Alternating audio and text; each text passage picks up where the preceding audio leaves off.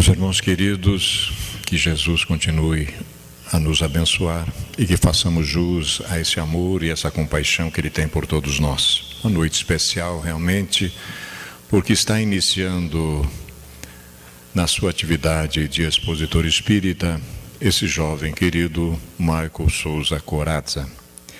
Ele esteve conosco agora às 16 horas na CEPAL, trazendo esse tema instigante, provocativo, muito reflexivo, necessário, e vai compartilhar conosco esses momentos de lucidez, propondo-nos realmente repensarmos alguns procedimentos na nossa existência atual. É um homem de mídia, um jornalista, conhece muito bem as nuances da sua profissão e agora então inicia a sua tarefa de expositor dentro das nossas sociedades espíritas. E a regional honra-se de acrescentar a seus quadros mais este jovem cheio de qualidade, assim como outros que virão futuramente. Como a temática vai tratar do antídoto contra o suicídio, nós encontramos aqui uma mensagem que vai ao encontro dessa proposição feita pela benfeitora Joana de Ângeles no seu livro Psicologia da Gratidão. Notem que ele já está bem velhinho, amassadinho, porque eu não consigo soltá-lo. Ele tem resolvido questões extraordinárias aqui dentro desses capítulos de iluminação. Uma parte do livro diz assim para nós, tratando destas questões que o Maicon vai desenvolver para nós. A neurose coletiva. Assevera-se com frequência que a nova geração está desequilibrada, como se os tormentos que a afligem fossem originados exclusivamente nela mesma. Não se dão conta aqueles que assim raciocinam que não existe efeito sem causa, que os transtornos que assomam na juventude odierna, atual, de certo modo caracterizaram as gerações passadas, que a seu turno implantaram novos ideais e comportamentos nos conceitos tradicionais do período em que viveram, causando choque na tradição vigente. Ademais, as heranças transmitidas por leviandade e desamor dos mais velhos, a despreocupação com a família, que vem passando desde algumas décadas a plano secundário no grupamento social, os comportamentos eminentemente egoístas dos cidadãos, o consumismo desenfreado, a busca incessante pelos prazeres insaciáveis, a indiferença pelo próximo, contribuíram com vigor para o atual estado de alienação coletiva, que especialmente afeta os jovens, destituídos de discernimento e de madureza emocional. Os esportes, que deveriam representar conquistas psicológicas para catarses emocionais, espairecimentos, renovação de energias, afirmação de valores em relação aos melhores, transformaram-se em campo de batalha quando as torcidas fanáticas e radicais agridem-se mutuamente, depredam, matam e se matam. Ressuscitam-se com essa conduta as arenas romanas, onde o prazer era sanguinário e as vítimas sacrificadas inspiravam zombaria em total detrimento do significado de humanidade. Nesse clima de desordem psíquica e emocional, essas chamadas torcidas organizadas marcam pela internet o lugar para os enfrentamentos, como ocorria nos campos de batalha do passado. E agridem-se de maneira selvajada, ferindo, humilhando, assassinando, enquanto a sociedade estarrecida contempla as cenas hediondas e a elas vai se acostumando. O terror assume proporções jamais imaginadas. É comum os jovens matarem pelo prazer de fazer algo diferente, para experimentar emoções fortes e mais tarde procuram anestesiar a culpa nas drogas, entrando em profunda depressão, mais matando para adquirir novas cotas para a manutenção do vício e matando-se lentamente ou de uma vez em desespero suicida. O índice de suicídio nos países civilizados é espantoso, porque a cultura é materialista. vivendo no inconformismo, e o prazer é o único motivo do significado existencial. Em consequência, as taxas de delinquência juvenil em toda parte são volumosas e prosseguem em crescimento. A partir de agora, amados, queridos, prestemos muita atenção no trabalho desse jovem, porque ele tem uma profundidade extraordinária. Vamos ouvir o nosso Maico. Boa noite a todos os irmãos e irmãs que estão aqui presentes conosco nesta noite especial, em que temos a oportunidade de compartilharmos algumas reflexões, algumas provocações iluminativas e realmente de tratarmos esse tema tão importante à luz da doutrina espírita, de conseguirmos mudarmos o nosso pensamento sobre o suicídio, o tirando da marginalização e o transformando em um aspecto importante a todos nós, transformando também os exemplos que temos em possibilidades de reformas íntimas, de mudanças de comportamento e também de uma caminhada renovada. Nós temos aqui na capa da apresentação uma foto já provocativa. Trata-se de um pequeno boneco que arrasta uma flor.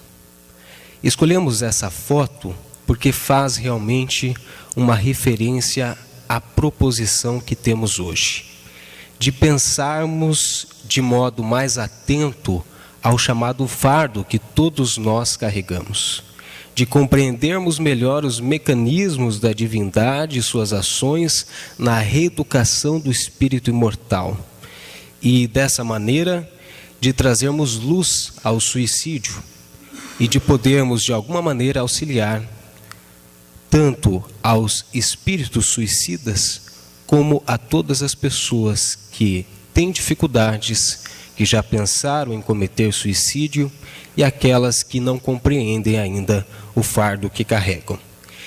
Antes de darmos início ao caminho que vamos percorrer, eu gostaria de dizer aos senhores e às senhoras que, como o Vanim disse, sou jornalista, e na prática do jornalismo, na prática diária, enquanto profissional de imprensa, me deparei com situações de suicídio.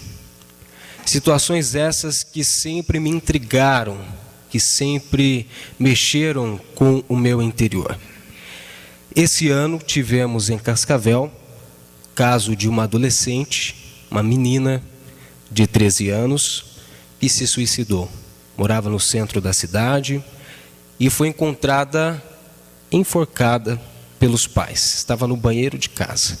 E a partir do momento que nós ficamos sabendo desse caso e estivemos próximos à família, nos foi então intuído que procurássemos aprofundar o conhecimento e os estudos a partir da doutrina espírita e que compartilhássemos então com todos aqueles que estivessem com seus corações abertos para ouvirem e também para promoverem as transformações necessárias. Nós vamos então aqui mostrar um breve caminho que vamos recorrer à introdução que já foi feita e teremos na sequência um alerta. São dados relacionados ao suicídio que merecem atenção porque são dados alarmantes, são dados expressivos que mostram uma necessidade de nos atentarmos ao tema e de realmente promovermos essa discussão de forma mais aberta. Na sequência, então, à luz da doutrina espírita, vai ser um aprofundamento, levando em conta o espiritismo, e depois a proposta do antídoto, quando vamos trabalhar, então, alguns aspectos que podem ser encarados como antídoto para o suicídio e também para outros problemas que encontramos no nosso dia a dia. Por fim, o encerramento já com uma mensagem de aprofundamento e que vai contribuir muito também com a nossa discussão. Teremos como material de suporte o Evangelho segundo o Espiritismo, o Livro dos Espíritos, O Céu e o Inferno, e naturalmente Memórias de um Suicida, um livro fantástico, um livro que deve fazer parte da bagagem de todo espírita, de todo cristão, de todo ser humano, porque mostra a fundo o suicídio. Não só no ato, mas as consequências, a misericórdia divina agindo para esses seres e, naturalmente, outros aspectos da lei divina e outros aspectos da realidade do espírito imortal. Vamos então fazer esse alerta, essa proposta de despertarmos a todos para as discussões do suicídio. Em todo o mundo, suicidam-se diariamente cerca de 3.000 pessoas. 3.000 pessoas por dia cometem suicídio. Uma a cada 40 segundos. Então, nessa breve exposição que nós fizemos, nessa introdução, no mundo, algumas pessoas já cometeram suicídio. E por cada pessoa que se suicida, 20 ou mais cometem tentativas de suicídio. Isso não sou eu que estou dizendo, é a Organização Mundial de Saúde que nos traz esses dados. O número anual de suicídios é de aproximadamente 1 milhão, ou seja, cerca de metade de todas as mortes violentas registradas no mundo. E a expectativa da Organização Mundial de Saúde é que esse número atinja 1 milhão de pessoas em 2020, ou seja, num prazo muito curto, nós teremos por ano 1,5 milhão de suicídios. Temos também uma informação bastante importante, que o suicídio é a 13ª causa de morte no mundo. A terceira no grupo etário dos 15 aos 34 anos. Olha a nossa juventude, né? E a segunda nos jovens dos 15 aos 19 anos. Então são dados realmente que vão no nosso interior e que geram essa preocupação. Mostra ainda a Organização Mundial de Saúde que as taxas de suicídio aumentaram 60% nos últimos 45 anos em países em desenvolvimento, que é o caso do nosso Brasil. E aqui entra a questão materialista, ou seja, o país está em desenvolvimento, existem crises econômicas, expectativas criadas pela juventude e também por outros setores da sociedade que muitas vezes não são atendidas. E por entender a vida apenas no seu aspecto material, ou por não entender completamente a vida no aspecto espiritual, as pessoas acabam recorrendo ao suicídio, acreditando que vão ter a solução para os seus problemas, que vão escapar daquilo que os causam transtorno, quando na verdade nós sabemos que não é bem assim, porque a vida continua após a vida. Mas para aquele que entende a vida entre o berço e o túmulo, o sentido leva ao suicídio, à fuga dos problemas através da morte do corpo físico. Só quando nós entendemos, portanto, a vida de forma completa, é que nós vamos mudar esse foco e compreender melhor o porquê de tantos casos de suicídio. E na sequência um outro dado interessante. Esses dados são muito preocupantes porque ficam muito aquém da realidade. Nós sabemos que o suicídio ainda é marginalizado. Ele não é discutido abertamente na sociedade. Ele é visto realmente de forma obscura. E isso prejudica, inclusive, o combate ou a conscientização. Basta que voltemos à história e vamos encontrar, inclusive, políticas religiosas que levaram à discriminação das famílias daqueles que cometeram suicídio, onde os corpos dessas pessoas eram enterrados longe, distantes dos corpos das demais pessoas. E isso ficou cristalizado na consciência dos seres. E nós vemos os reflexos agora. Não está nessa apresentação, mas gostaria de dizer aos senhores e às senhoras que, infelizmente, em Cascavel não há nenhuma estatística oficial relacionada a suicídio. Com a nossa convivência, com a nossa prática diária, tendo acesso principalmente ao setor policial, nós podemos dizer que há um aumento, sim, nos últimos anos, de casos de suicídios e um aumento na juventude. Nós tivemos esse ano, além daquele caso da garotinha de 13 anos que cometeu suicídio, um outro caso de um garoto também de 13 anos que foi encontrado enforcado na área de casa. E isso gerou todo um abalo, obviamente, para a família que não entendeu o que aconteceu. Então, esses dados não aparecem oficialmente, mas podemos assegurar que há um aumento preocupante, também de tentativas de suicídios. Na sequência, então, nós iniciamos a nossa viagem à luz da doutrina espírita.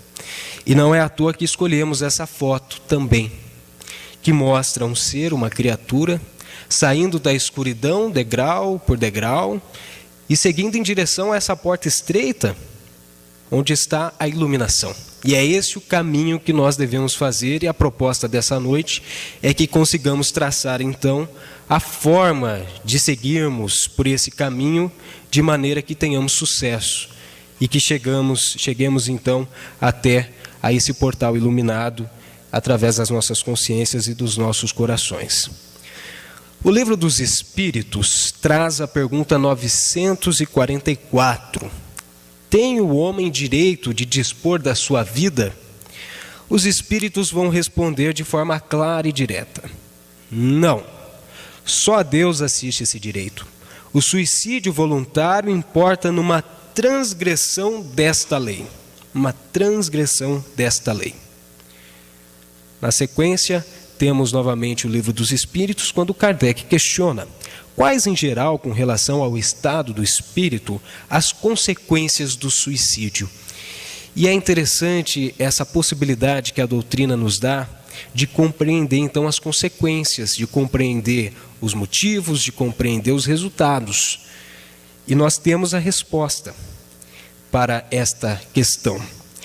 Muito diversas são as consequências do suicídio. Não há penas determinadas e, em todos os casos, correspondem sempre às causas que o produziram. Há, porém, uma consequência a que o suicida não pode escapar. É o desapontamento. Justamente por aquilo que dissemos. Espera-se a morte, espera-se o nada, espera-se algo melhor, e encontra-se uma realidade, a vida que continua. E justamente por ter escolhido essa porta enganosa do suicídio, o ser, a criatura, vai encontrar as suas consequências, que nós vamos ver adiante, quando recorremos então ao livro Memórias de um Suicida, da Ivone do Amaral Pereira. Essa ex-suicida que nessa encarnação conseguiu superar isso, inclusive servindo de elo e servindo como uma auxiliadora dos espíritos suicidas e escrevendo essa obra maravilhosa. Essa obra gira em torno da história de Camilo Cândido Botelho, que sabemos tratar-se de Camilo Castelo Branco, um escritor português, que fica cego e, diante da cegueira, acaba cometendo suicídio. No livro, em determinado momento, Camilo Castelo Branco está conversando com outros espíritos suicidas nos departamentos do Hospital Maria de Nazaré. É uma colônia espiritual para onde são encaminhados os espíritos suicidas para que possam receber o amparo da espiritualidade e para que sejam preparados então para uma nova encarnação. E o Camilo Castelo Branco vai então dizer o que passou pela cabeça dele, o que o levou a cometer o suicídio. E quantas vezes nós nos perguntamos isso?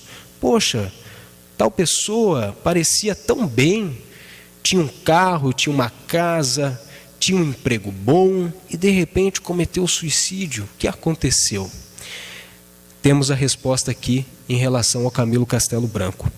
A obsessão fatal do suicídio entrou a fazer ronda sobre minhas faculdades.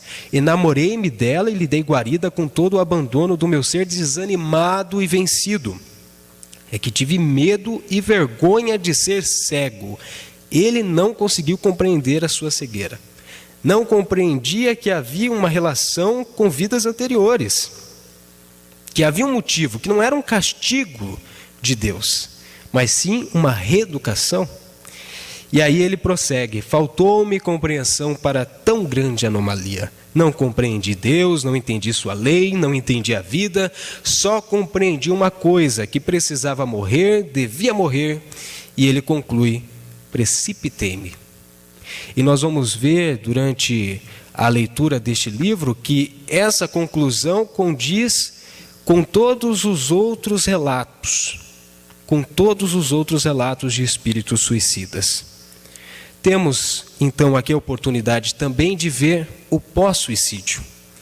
Camilo Castelo Branco relata: levantei-me. Ao fazê-lo, porém, cheiro penetrante de sangue e vísceras putrefatos recendeu em torno, repugnando-me até as náuseas. Partia do local exato em que eu estivera dormindo. Tropecei, porém, em dado momento, num montão de destroços e instintivamente curvei-me para o chão a examinar o que assim me interceptava os passos. O montão de escombros era nada menos do que a terra de uma cova recentemente fechada. Antes dele chegar a essa conclusão, ele havia passado por uma turbulência gigantesca. Ele não compreendia o que estava acontecendo. Havia acabado de dar um tiro em sua própria cabeça. De repente veio um sono profundo. Ele se desperta, ainda cego. Houve gritos, pavor, um ambiente estranho, gelado. E gera então a dúvida: onde estou? Será que estou no hospital? Será que sobrevivi à bala? Será que não foi suficiente para provocar a minha morte? E como à frente de um espelho, morto, estirão no ataúde, em franco estado de decomposição, no fundo de uma sepultura, estava justamente aquela sobre a qual acabava de tropeçar. Ele estava no cemitério, estava junto ao seu corpo, que ele havia acabado de simplesmente de aniquilá-lo, né? E então ele se depara com essa situação. E ele percebe então que na verdade ele estava ligado ainda ao corpo, porque havia ainda no seu cordão de ligamento, o cordão que liga o perispírito ao corpo físico, energia vital. E por isso ele continuava então com essa ligação profunda ao seu cadáver. Ele sentia as sensações do seu cadáver, sentia as sensações provocadas pela bala que havia atingido sua cabeça.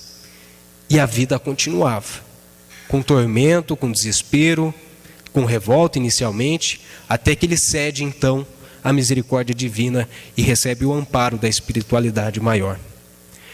Nós temos novamente aqui, no livro Memórias de um Suicida, esta afirmação: o que há é o desaponto, a surpresa aterradora daquele que se sente vivo a despeito de se haver arrojado na morte. É a conclusão de que a vida não havia cessado. Na sequência, nestes corações desolados e inconsoláveis, o arrependimento limitava-se ao insuportável pesar de concluírem que o suicídio para nada mais aproveitara, senão para lhes dilatar e prolongar os sofrimentos antes julgados insuportáveis, além de lhes apresentar, entre outras, a desalentadora decepção de se reconhecerem com vida, mas separados dos objetos de suas maiores predileções. Os problemas continuavam, as angústias continuavam, e agora somavam-se a outros problemas, a outras angústias e a um sofrimento, porque não compreendia o que estava acontecendo, porque não compreendia o que havia o levado àquela situação. No Livro dos Espíritos, na pergunta 950, Allan Kardec pergunta: que pensar daquele que se mata na esperança de se chegar mais depressa a uma vida melhor? Então, já que ou eu vou para o céu, ou eu vou para o inferno, ou eu vou ficar no purgatório, então eu vou tirar a minha vida e vamos ver o que vai dar. Melhor do que ficar sofrendo aqui e não ver solução. É esse o entendimento que muitos têm devido ao seu condicionamento religioso. E muitos pensam, inclusive, que vão ter uma vida melhor, não é mesmo? Afinal de contas, a vida lá deve ser melhor que aqui, não tem emprego, não tem trabalho, não tem toda essa dor de cabeça. E aí, então, vem a resposta dos espíritos. Outra loucura, que faça o bem, e mais certo estará de lá chegar, pois matando-se, retarda a sua entrada no mundo melhor, e terá que pedir-lhe seja permitido voltar para concluir a vida a que pôs termo sob o influxo de uma ideia falsa. Uma falta, seja qual for ela, jamais abre a ninguém o santuário dos eleitos. E aqui nos lembra também os casos de pessoas que cometem assassinatos e depois se suicidam. Uma falta não justifica a outra. São os espíritos que nos dizem. Na sequência, nós voltamos ao Memórias de um Suicida para complementar essa observação e temos então a seguinte citação: Podereis observar, meus amigos, que justamente porque o homem desejou furtar-se à existência planetária, pelas enganosas escarpas do suicídio, não se eximiu absolutamente de nenhuma das amargurosas situações que o desgostavam. Antes, acumulou desditas novas, quiçá mais ardentes e punitivas, educativas, a bagagem dos males que dantes o afetavam. É aquilo que dissemos. Acumulou mais uma situação a resolver, porque ele vai ter que resolver. É da lei de ação e reação. Ele vai ter que se deparar com aqueles problemas que ele não conseguiu superar e agora acumulando esse instinto suicida. E vai ter que mostrar que conseguiu assimilar a mensagem do Cristo, a mensagem das leis divinas, e então dar prova de que superou esses momentos e agora vive uma nova realidade. Então nós temos aqui, continuando, o antídoto. O antídoto para o suicídio. E não só para o suicídio. E não só para o suicídio. Nos lembra o livro 50 anos depois, quando Célia, a personagem principal desse livro, que é um romance histórico, psicografado por Chico Xavier, pelo Espírito Emmanuel, diz em uma conversa com seu avô, que ainda não compreendia porque criaturas estavam seguindo aquele mestre que pregava coisas estranhas, a igualdade, a fraternidade. E ela diz então para o avô que era através da doutrina do Cristo que ela encontraria o antídoto para todos os seus problemas, suas dificuldades, para tudo aquilo que provocaria nela questões não resolvidas. E nós trazemos então essa imagem muito bela do Cristo, auxiliando, amparando, encaminhando. E vamos ao Livro dos Espíritos, pergunta 943, de onde nasce o desgosto da vida que sem motivos plausíveis se apodera de certos indivíduos? Quantas pessoas dizem no dia a dia, estou tão desgostoso, parece que a coisa não está bem, alguma coisa está errado, as coisas não estão dando certas, e alguns justificam em suas cartas deixadas aos familiares antes de cometer o suicídio, que cometeram porque estavam desgostosos. E a resposta é efeito da ociosidade, da falta de fé e também da saciedade. Para aquele que usa de suas faculdades com fim útil, de acordo com as suas aptidões naturais, o trabalho nada tem de árido e a vida se escoa mais rapidamente. Ele lhe suporta as vicissitudes com tanto mais paciência e resignação, quanto obra com o fito da felicidade mais sólida e mais durável que o espera. Ociosidade, falta de fé e saciedade. Destaque para essas palavras porque norteiam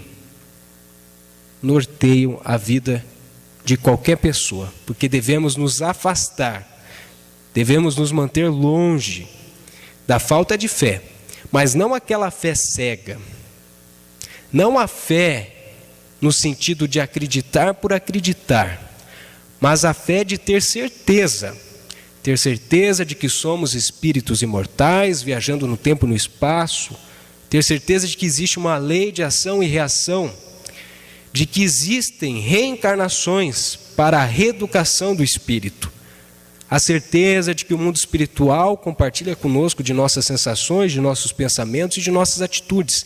São essas certezas que compõem a fé necessária, não a fé cega. A saciedade e a ociosidade devem ser, portanto, afastadas do indivíduo, para que ele não recaia nessas tentações e não cometa, então, o erro de acreditar que a porta do suicídio é a porta correta, é a porta fácil, é a porta que vai o levar à vida melhor. Pergunta 945. Que se deve pensar do suicídio que tem como causa o desgosto da vida? E aqui Allan Kardec tenta aprofundar, porque o suicídio é tratado com importância no Livro dos Espíritos.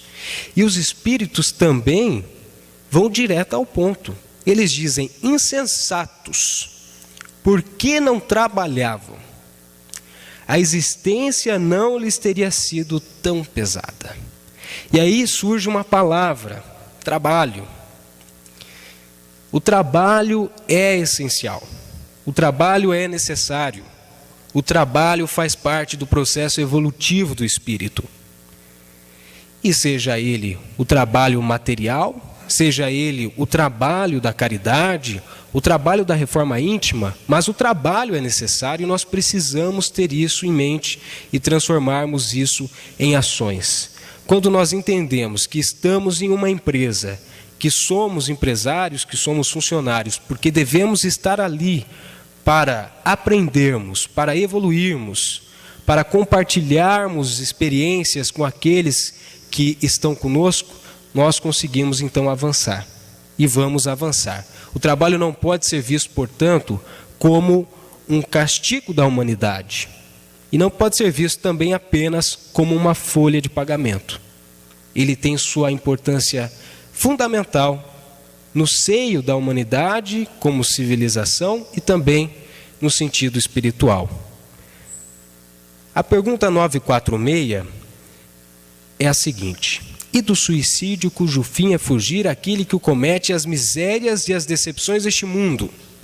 E aqui nós vamos refletir exatamente sobre o fardo que todos nós carregamos. Aqui nós vamos refletir exatamente sobre esse fardo. Os espíritos vão então elucidar. Pobres espíritos que não têm coragem de suportar as misérias da existência. Deus ajuda aos que sofrem e não aos que carecem de energia e de coragem. As tribulações da vida são provas ou expiações. Felizes os que as suportam sem se queixar, porque serão recompensados. Ai, porém, daqueles que esperam a salvação do que na sua impiedade chamam acaso ou fortuna. O acaso ou a fortuna, para me servir da linguagem deles, podem com efeito favorecê-los por um momento, mas para lhes fazer sentir mais tarde, cruelmente, a vacuidade dessas palavras. Coragem, meus irmãos e irmãs, coragem. Coragem, porque Deus ajuda aos que sofrem e não aos que não têm coragem de enfrentar as misérias da vida, as dificuldades, de carregar o seu fardo, não aos que não têm energia. E quem diz isso são os espíritos, de forma muito nítida e muito clara. Então soma-se ao nosso rol de palavras coragem, energia, além de trabalho, e nós vamos ver adiante outras palavras fundamentais. No Evangelho segundo o Espiritismo, encontramos então essa afirmação: deveis considerar-vos felizes por sofrer, porque as vossas dores neste mundo são as dívidas, reposições das vossas faltas passadas, e essas dores, suportadas pacientemente sobre a terra, vos poupam séculos de sofrimento na vida futura. Vos poupam séculos de sofrimento na vida futura. Então é preciso que entendamos que o sofrimento trata-se de um remédio para aquilo que nos adoece. É claro, no espírito, não no corpo material. E que quando nós conseguimos suportar, compreender, praticar esses ensinamentos que são trazidos, e ficarmos então felizes por termos a oportunidade de sofrer, porque sabemos que estamos nos corrigindo, nós vamos poupar séculos de sofrimento na vida futura. Está aqui o segredo para poupar séculos de sofrimento na vida futura. E sabemos que é difícil.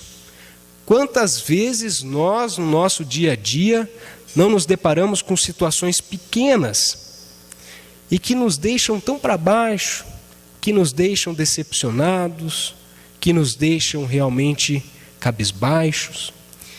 E quando nós temos a oportunidade de compreender então o Evangelho, nós descobrimos que é necessário, que é preciso. No livro O Céu e o Inferno, ou A Justiça Divina segundo o Espiritismo, encontramos o espírito feliz Samuel Felipe.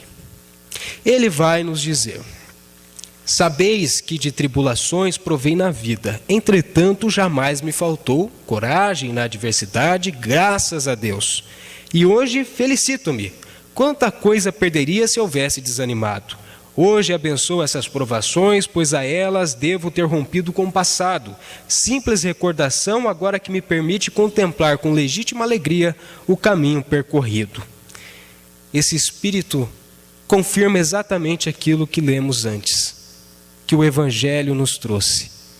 Ele soube passar pelas tribulações, compreendeu, vivenciou, e no mundo espiritual estava feliz, porque abençoava tudo isso, entendendo ser parte do seu processo evolutivo. E há outros relatos de outros espíritos que dizem também ter encarado tudo isso de forma feliz e depois encontrado a felicidade verdadeira no plano espiritual. Novamente, no Evangelho segundo o Espiritismo, a calma e a resignação, auridas na maneira de encarar a vida terrestre e na fé no futuro, dão ao espírito uma serenidade que é o melhor preservativo contra a loucura e o suicídio. Calma e resignação. Fé no futuro.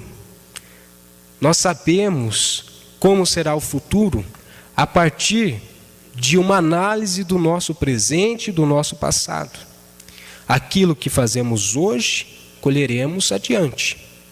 E quando temos fé no futuro, quando compreendemos que a vida continua, que existe vida após a vida, temos calma, resignação, encaramos a vida terrestre, portanto, dessa maneira, nós vamos conseguir ter o melhor preservativo contra a loucura e também contra o suicídio. Ainda no Evangelho, segundo o Espiritismo, frequentemente ele, Mestre Jesus, vos disse que não colocava fardos pesados em ombros fracos. O fardo é proporcional às forças, como a recompensa será proporcional à resignação e à coragem.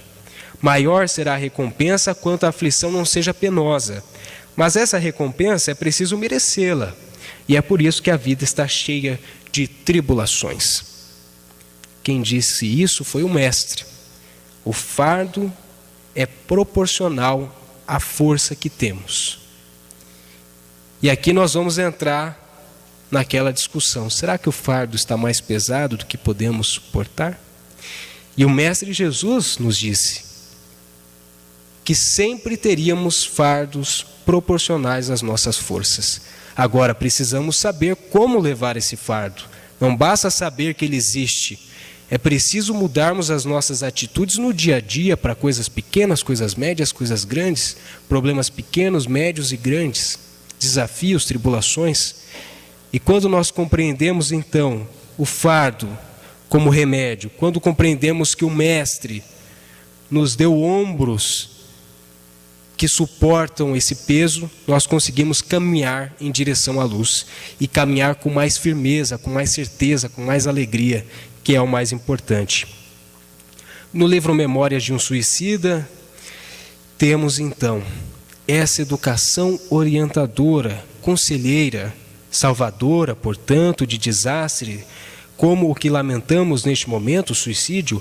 O homem somente não a tem adquirido no próprio cenário terreno, onde é chamado a realizações imperiosas, porque não a quer adquirir, visto sobejarem em torno de seus passos, no orbe de sua residência, instruções e ensinamentos capazes de conduzi-lo às alvoradas redentoras do bem e do dever.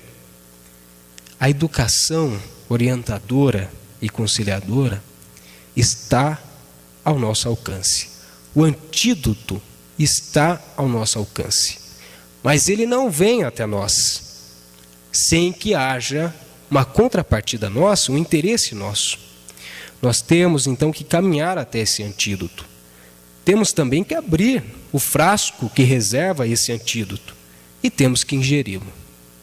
Não basta sabermos que existe o antídoto. Só saber não vai alterar a nossa realidade. É preciso que nos aprofundemos, então, para termos acesso ao antídoto. E esse antídoto está no Evangelho do Mestre Jesus, está no Espiritismo, bem compreendido e aplicado. E nós vamos então perceber a importância da prática. Porque é fácil ir até ao centro espírita, ficar alguns minutos e depois continuarmos as mesmas pessoas. É preciso o enfrentamento íntimo, a reforma íntima.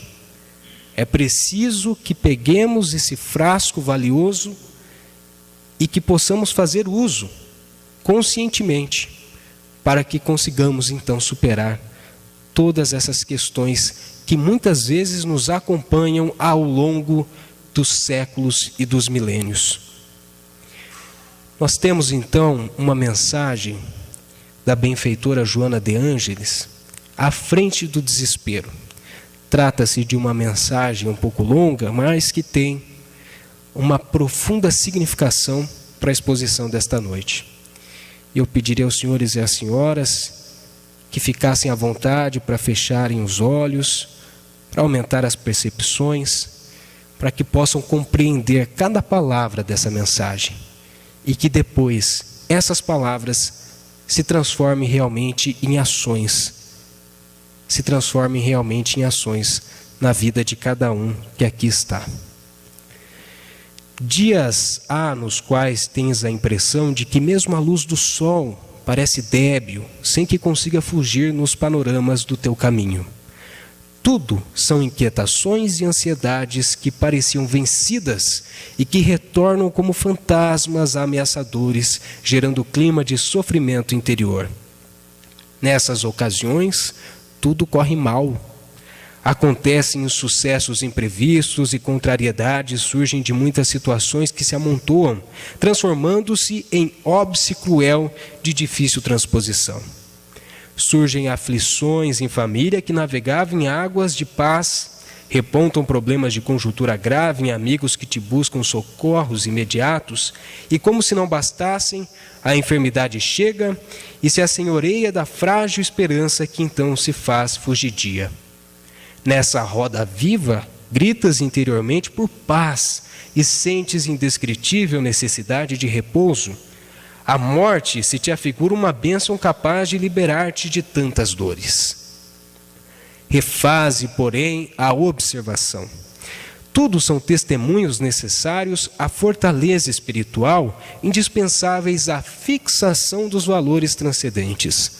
Não fora isso, porém, todas essas abençoadas oportunidades de resgate e a vida calma amolentaria o teu caráter, conspirando contra a paz por vindoura, por adiar o instante em que ela se instalaria no teu imo. Quando tudo corre bem em volta de nós e de referência a nós, não nos dói a dor alheia, nem nos aflige a aflição do próximo. Perdemos a percepção para as coisas sutis da vida espiritual, a mais importante, e desse modo nos desviamos da rota redentora. Não te agastes, pois, com os acontecimentos afligentes que dependem de ti.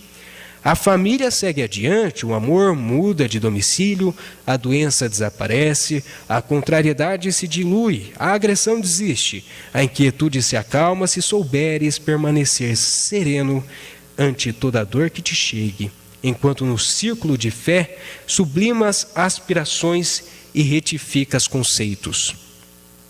Continua fiel no posto, operário anônimo do bem de todos, e espera. Os ingratos que se acreditaram capazes de te esquecer lembrar-se-ão e possivelmente volverão. Os amigos que te deixaram, os amores que te não corresponderam, aqueles que te não quiseram compreender, quantos zombaram da tua fraqueza e ridicularizaram tua dor envolta nos tecidos da humildade. Os que investiram contra os teus anelos voltarão, tornarão, sim, pois ninguém atinge a plenitude da montanha sem a vitória pelo vale que necessita vencido. Tem calma, silencia a revolta. Refugia-te na palavra clarificadora do Evangelho Consolador e enxuga tuas lágrimas com as suas lições. Dos seus textos, extrai o licor da vitalidade e tece com as mãos da esperança a grinalda da paz para o coração lanhado e sofrido. Se conseguires afogar todas as penas na oração de refazimento, sairás do colóquio da prece restaurado e descobrirás que, apesar de tudo acontecer em dias que tais, Jesus luze intimamente nas tuas províncias interiores. Poderás, então, confiar e seguir firme, certo da perene vitória do amor. É a mensagem bela, profunda, da benfeitora Joana de Ângeles, que nos propõe, portanto, identificar o Evangelho Consolador como esse antídoto que está à nossa disposição. E não é de hoje, amigos e amigas, que está à nossa disposição para que possamos fazer as transformações íntimas necessárias, difíceis, claro, mas necessárias. E é lá que nós vamos conseguir enxugar as nossas lágrimas com cada lição, transformando esses aprendizados em práticas condizentes e necessárias no nosso dia a dia tumultuado, sem nos esquecermos da espiritualidade, compreendendo onde estamos, por que estamos, compreendendo as leis de Deus, as leis que são universais, e nos lembrando então do Mestre Jesus, que o nosso fardo é proporcional aos ombros, à nossa força. Temos, dessa maneira, que seguirmos firmes, com a certeza de que o futuro reserva grande alegria, grande felicidade. Mas para isso, é claro, precisamos cumprir com as nossas missões e tarefas diárias. O suicídio, a partir dessa análise aprofundada, mostra-se uma compreensão talvez falha da realidade da vida. E todos nós estamos, portanto, à mercê do suicídio. Todos nós. Não é um problema só do vizinho, da vizinha. Não é um problema só da família que teve um ente que se suicidou. Portanto, façamos as nossas mudanças interiores, coloquemos em prática o Evangelho do Cristo e tenhamos certeza que o Espiritismo, bem compreendido e aplicado, é sem sombra de dúvidas o melhor antídoto contra o suicídio. Mas nós precisamos procurá-lo. E não como convenção social, mas como instrumento para reformar, para modificar, para de uma vez por todas nos despertarmos. E esse despertamento não depende de mim, esse despertamento depende de cada ser, de cada criatura, com as suas particularidades. Não existe uma fórmula pronta. E por isso também o antídoto se adapta a cada criatura. Dessa forma, vamos finalizando com essa imagem do Cristo e com essa mensagem. Vinde a mim, todos vós que sofreis e que estáis sobrecarregados, e eu vos aliviarei. Vinde a mim. Meus queridos irmãos e irmãs, agradecemos profundamente pela atenção. Esperamos que cada palavra seja realmente uma luz no coração e na consciência de todos vocês, de todos nós. Que possamos não nos esquecermos que temos um mestre amigo, um mestre que está sempre de mãos abertas, de coração aberto, e que há à nossa volta benfeitores, espíritos amigos, que podem nos ajudar, mas para isso precisamos criar condições. E voltamos então à tecla de utilizarmos esse antídoto que está à nossa disposição. Um excelente fim de semana, muita paz, muita luz, e novamente muito obrigado pela atenção.